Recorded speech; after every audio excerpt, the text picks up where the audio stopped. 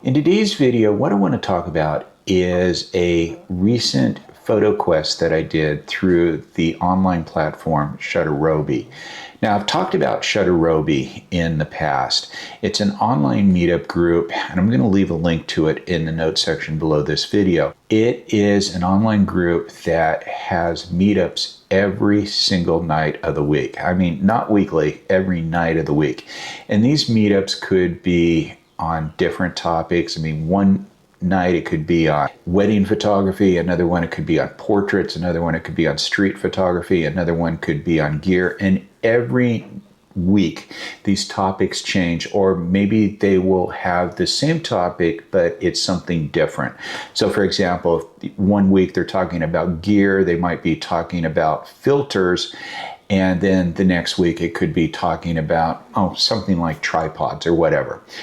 But it is a lot of fun. On Saturdays, they have something called Coffee and Cameras, and it's where the entire group, whoever joins, can essentially turn on their cameras, turn on their microphones, and we just chat. A lot of fun. Check it out. But let me get back to the photo quest. So every week there's a photo quest that he does, and a couple of weeks ago he did a photo quest. The topic was something with sugar in it. I mean, that's how it was put, something with the sugar in it. Immediately when I heard about this quest, my mind started racing and I had an idea. I mean, this idea came to me just right off the bat. I don't know, because it usually doesn't happen like this. I usually will sit there and for days, kind of think about these quests. But in this case, what came to mind was going to the grocery store, going to the cereal aisle, taking a photo of all of the cereal boxes, because I know they have a lot of sugar in it, and then somehow putting a second photo together of some kid that was on a sugar high. And that was my idea. Over the years, when I do have a solid idea like that, it's always think about maybe a backup photo. So in this case, what I did was I went to Google and I essentially typed in the search engine, something with sugar in it. And with that, I went up and I clicked on images, and I got a lot of ideas from that as well. And so what I wanted to do in this video, I want to share with you the process of how I came about and created these photos with my camera and also with my iPhone, just showing you that, with your phone, you have a camera on it and you're always ready. And so let me go ahead and share my screen and, see what you think. Okay, so I've opened up Adobe Lightroom Classic. I'm going to click on the import button. I'm going to be going to a folder on my desktop called Sugar Shots. And this is where I have two photos that we're going to be using for this project. One photo that I took in the grocery store, the cereal aisle, and the other photo, little boy from stock photography on Envato's website. Now what I want to do is with a cereal photo, I'm going to remove some of these distractions, these price tags on the aisle. So we'll just use the removal button, and we will go ahead and circle all of these.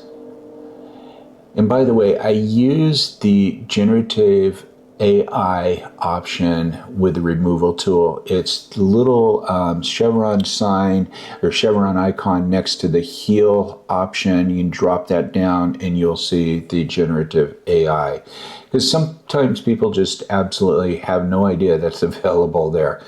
So I'm going to go ahead and click that, and we're removing it. You see that I'm going to actually have to do this again because we have that little shadow there of the price tag. No problem. We'll just go ahead and go through the process again.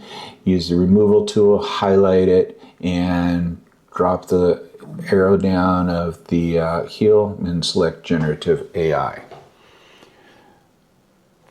Okay, looking good. So now what I want to do is I'm going to click on the auto button. You'll see that's just kind of lightened it up, and that's all the editing I'm going to do as far as color or saturation or anything. Right now what I want to do is I just want to go ahead and level this off, and then I'm going to crop it. I just want to bring the cereal in as really the main shot. I want to get some of those, you know, the bottom of the shelves out of the photo. So just, you know, we don't have any more distractions there. So I got that, and let's go ahead and hit enter, and I think that looks good. So let's move over to the little boy. And in this case, I'm not going to do any more editing at all. I'm just going to click on the auto button and we'll brighten him up. And I think that's all we need to do. And now what I'm going to do is I'm going to highlight both of these, and I'm going to do an export over to a folder on my desktop. And from there, we're going to move them into the Photoshop application, the Photoshop app, Photoshop 2026. And all I did was I just going to right click, highlight, right click, open in Adobe Photoshop 2026. Just as easy as that. Now I am speeding things up a little bit because it does take some time with Adobe Photoshop to open, but you see both of the photos are up there in the upper left top. I'm highlighting him and I'm just doing a select subject. That's all I did, select subject. I highlighted, I did a copy or a command copy on the Mac, and then I'm doing a command V on the Mac for pasting it. And so you see I've pasted him into the photo of the cereal, and I'm just sizing him up, making it a little bit more realistic, and that's pretty much it.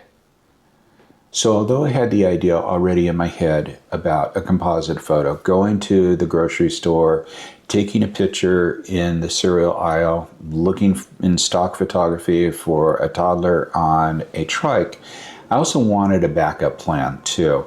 And I had no idea what that backup plan was going to be. So what I ended up doing, and here's a neat little trick I want to share with you. I just simply went to Google.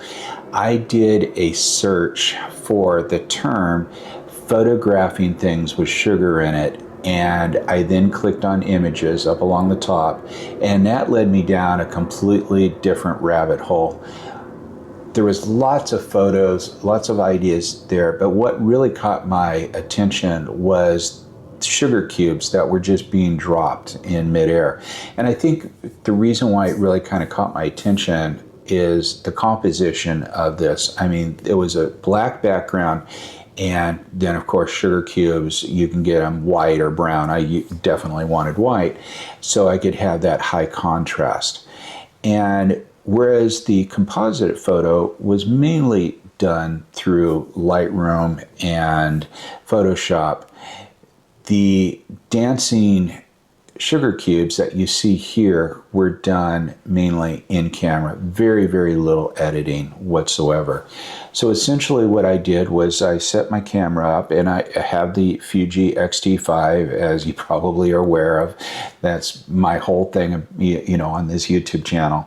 I set it over into continuous high, went into the menu, and then clicked on drive settings, and selected drive settings high speed burst 10-second option. Set it for that, and then I also went into the self timer, and with the self timer I set it for 10 seconds. When you use that setting on the self timer, it counts down from 10 down to 1, but when it hits the 3, you start hearing the beeps. Beep, beep, beep.